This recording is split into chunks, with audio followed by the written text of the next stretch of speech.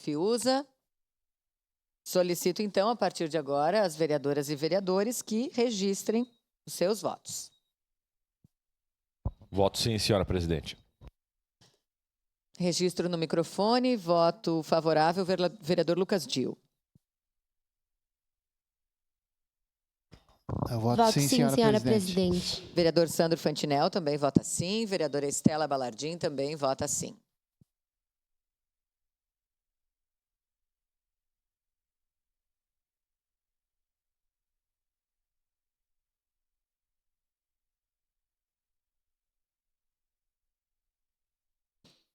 Encerrado o registro dos votos, encerrada a votação.